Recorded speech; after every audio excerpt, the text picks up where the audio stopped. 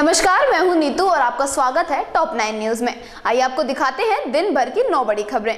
सबसे पहले नजर डालते हैं देश की खबरों पर। भारत में खुली जगह शौच करने वालों का आंकड़ा दुनिया में सबसे ज्यादा है। आपको बता दें कि संयुक्त राष्ट्र की तरफ से जारी आंकड़ों में यह बात सामने आई है।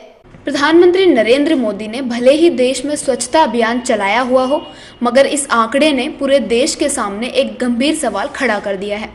दरअसल भारत में खुली जगह में शौच करने वालों का आंकड़ा सबसे ज्यादा है।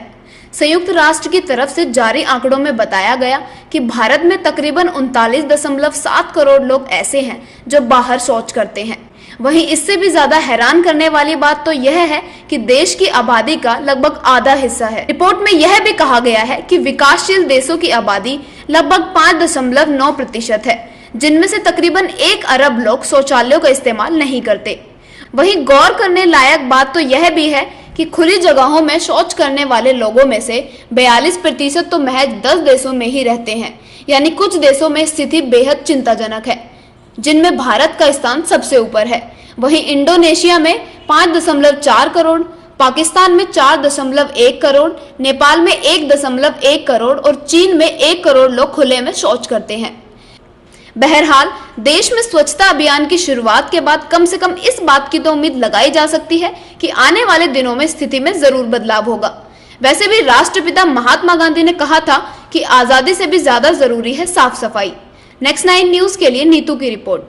10 दिवसीय विदेशी दौरे के बाद प्रधानमंत्री नरेंद्र मोदी आज अपने वतन वापस लौट आए हैं। आपको बता दें कि पीएम मोदी अपनी आखिरी यात्रा के दौरान फिजी में थे, जहां से वे सीधे अपने देश के लिए रवाना हो गए। 10 दिवसीय विदेशी दौरे के बाद भारतीय प्रधानमंत्री नरेंद्र मोदी आज अपने वतन वापस लौट आए हैं। अंतिम यात्रा के दौरान पीएम मोदी ने फिजी की यात्रा की, जहां से वे सीधे देश के लिए रवाना हो गए। इस दौरान मोदी ने म्यांमार, ऑस्ट्रेलिया समेत फिजी का दौरा करके संबंधों को मजबूत बनाने का प्रयास किया। कई मायनों में प्रधानमंत्री मोदी की इस यात्रा को जानकार बेहद महत्वपूर्ण मान रहे हैं। यात्रा के दौरान उन्होंने ऑस्ट्रेलिया में आयोजित G20 जैसे अहम सम्मेलन में भी भाग लिया। बैठक में मोदी ने सभी देशों से अपील करते हुए कहा था कि वे विदेशी बैंकों में जमा काले धन को वापस लाने में भारत का सहयोग करें। इसके अलावा ऑस्ट्रेलिया के साथ भी भारत ने कई अहम समझौतों पर हस्ताक्षर करके रिश्तों में गर्माहट लाने का प्रयास किया। अपने दौरे के अंतिम चरण में मोदी ने फिजी का दौरा किया। ये यात्रा कई मायनों में बेहद खास रही, क्योंकि बीते 33 सालों से किसी भी भारतीय पीएम ने फिजी का दौरा नहीं किया था। फिजी में लगभग 37 से 38% भारतीय मूल के लोग रहते हैं। मोदी ने फिजी के प्रधानमंत्री फ्रैंक बैनिमरामा के साथ कई अहम मुद्दों पर बातचीत की। इसके बाद दोनों मुल्कों के बीच 3 महत्वपूर्ण समझौतों पर भी हस्ताक्षर हुए। बहरहाल कुल मिलाकर प्रधानमंत्री मोदी की ये 10 दिवसीय विदेशी यात्रा बेहद सफल रही। नेक्स्ट 9 न्यूज के लिए चीनू की रिपोर्ट। देश की खबरों के बाद अब देखते हैं क्राइम की खबर। राजधानी दिल्ली में एक ऑनर किलिंग का सनसनीखेज मामला सामने आया है। आपको बता दें कि अपनी मर्जी से शादी करने पर युवती के मां बाप ने ही उसकी हत्या कर दी। प्रेमी जोड़े को प्यार करने की दी गई एक ऐसी खौफनाक सजा जिसे सुनकर आप भी रह जाएंगे दंग। दरअसल राजधानी दिल्ली में एक ऑनर किलिंग का सनसनीखेज मामला सामने आया है, जहां अपनी मर्जी से शादी करने पर 21 साल की एक लड़की की उसके माँ बाप ने हत्या कर दी।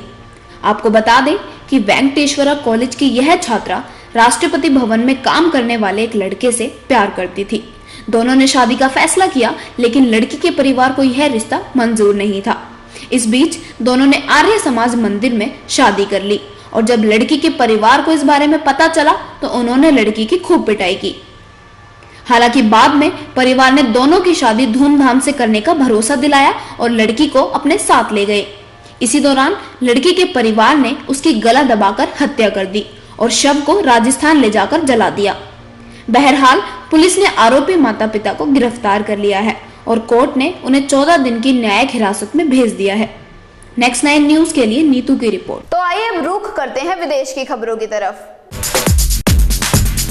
अधिकतर प्रवासी भारतीय अमेरिका में अवैध रूप से रह रहे हैं। जी हाँ, ये आंकड़ा तकरीबन 4.5 लाख है और इस बात का खुलासा एक रिपोर्ट में हुआ है। अधिकतर प्रवासी भारतीय अमेरिका में अवैध रूप से रह रहे हैं। जी हाँ, ये आंकड़ा 4.5 लाख के करीब है। हाल ही में प्यू अनुसंधान की ओर से जारी एक रिपोर्ट के अनुसार 2009 से 2012 के बीच मैक्सिको से पहुंचने वाले अवैध प्रवासियों की संख्या में भारी गिरावट आई है, लेकिन अवैध तरीके से रहने वालों की संख्या स्थिर बनी हुई है। इंडियाना में 4%, मिशिगन में 14%, मिनेसोटा में 9%, न्यू जर्सी में 11%, ओहियो में 11%, पेंसिल्वेनिया में 11% और वॉशिंगटन में 5% अवैध भारतीय प्रवासी हैं। इसके अलावा अलास्का में 4%, एरिजोना में 2%, डेलवर में 7%, इलिनॉइस में 5%, कंसास में 5%, मैसाचुसेट्स में 3%, मिसौरी में 9% और ओरेगन में 2% के साथ भारतीय तीसरे सर्वाधिक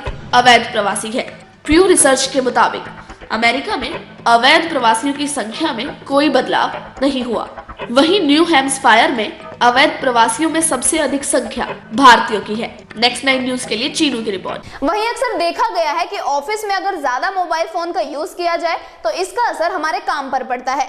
इतना ही नहीं, इससे हमारे आसपास के लोगों को भी काम करने में काफी परेशानी होती है।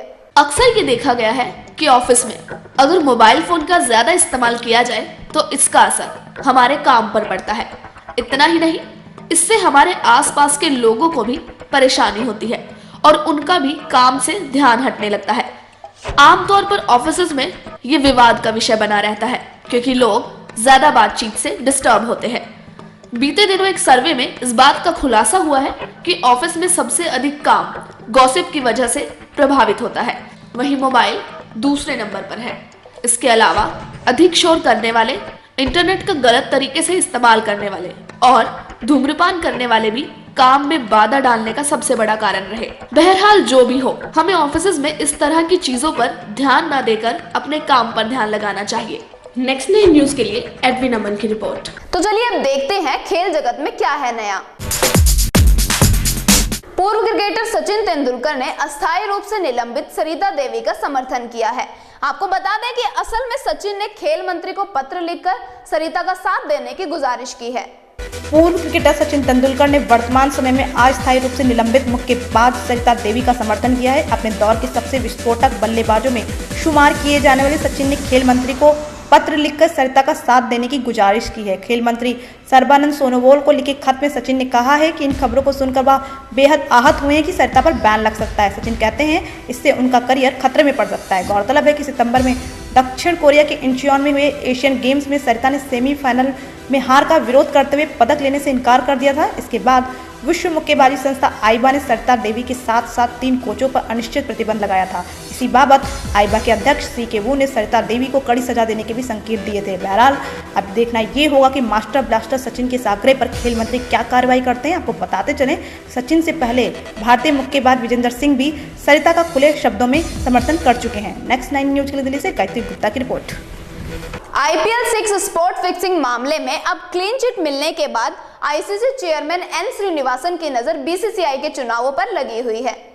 बीसीसीआई चुनाव होने में भले ही थोड़ा वक्त रह गया हो, लेकिन अभी से ही जोड़ तोड़ की राजनीति शुरू हो चुकी है। आईसीसी चेयरमैन एन श्रीनिवासन को IPL स्पॉट फिक्सिंग मामले में क्लीन चिट मिलने के बाद अब उनके लिए एक और राहत की खबर है। बता दें कि क्रिकेट एसोसिएशन ऑफ बंगाल के अध्यक्ष जगमोहन डालमिया ने श्रीनिवासन को आने वाले बीसीसीआई चुनावों में ईस्ट जोन का समर्थन करने की बात कही है। आपको बता दें कि 17 दिसंबर को बीसीसीआई चुनाव होने वाले हैं, जिनमें श्रीनिवासन तीसरी बार अध्यक्ष पद पर अपनी किस्मत आजमाने वाले हैं। गौरतलब है कि IPL स्पॉट फिक्सिंग मामले में मुद्गल कमेटी ने सुप्रीम कोर्ट में अपनी रिपोर्ट दाखिल कर दी है, जिसमें श्रीनिवासन, गुरुनाथ मयप्पन, राजकुंद्रा, IPL के पूर्व CEO सुंदर रमन के नाम शामिल थे। फिलहाल श्रीनिवासन को इस मामले में क्लीन चिट मिल चुकी है। बहरहाल श्रीनिवासन दोबारा बीसीसीआई के अध्यक्ष बन पाते हैं या नहीं, इसकी तस्वीर तो चुनावों के बाद ही साफ होगी। नेक्स्ट 9 न्यूज के लिए दिल्ली से गायत्री गुप्ता की रिपोर्ट। तो आइए अब नजर डालते हैं बॉलीवुड की चमचमाती दुनिया पर। बॉलीवुड में अभिनेताओं के 6 पैक बनाने का चलन तो अब भी खूब देखने को मिल रहा है। दरअसल हाल ही में बड़े पर्दे पर वापसी करने वाले गोविंदा का नाम भी इस लिस्ट में जुड़ गया है। बॉलीवुड में अभिनेताओं के 6 पैक एब्स बनाने का चलन जारी है, तो फिर हाल ही में बड़े पर्दे पर वापसी करने वाले गोविंदा भला कैसे पीछे रह सकते हैं। जी हाँ, गोविंदा अपनी अगली फिल्म हैप्पी एंडिंग में शर्टलेस होंगे और अपने 6 पैक एब्स दिखाएंगे। दरअसल गोविंदा के साथ इस बारे में निर्माताओं ने काफी चर्चा की, जिसके बाद वो उसके लिए राजी हुए। बता दें कि गोविंदा इस फिल्म में एक सुपरस्टार का किरदार निभा रहे हैं। फिलहाल फिल्म हैप्पी एंडिंग में गोविंदा के अलावा सैफ अली खान, इलियाना डिक्रूज, कल्की कोचलिन और रणबीर शौरी भी हैं। बहरहाल ये फिल्म 21 नवंबर को बॉक्स ऑफिस पर रिलीज होगी। नेक्स्ट 9 न्यूज के लिए पायल गुडियाल की report. Student of the year से अपने फिल्मी करियर की शुरुआत करने वाले वरुण धवन कई हिट फिल्में दे चुके हैं और अब जल्द ही वो अपनी आने वाली फिल्म साइड हीरो में भी काम करते नजर आ सकते हैं। अभिनेता वरुण धवन जल्द ही फिल्म साइड हीरो नाम की फिल्म में काम कर सकते हैं। बता दें कि यह 2012 में आई film student of the year से अपने करियर की शुरुआत करने वाले वरुण धवन ने मैं तेरा हीरो, हम्टी शर्मा की दुल्हनिया जैसी कामयाब फिल्मों में काम किया है।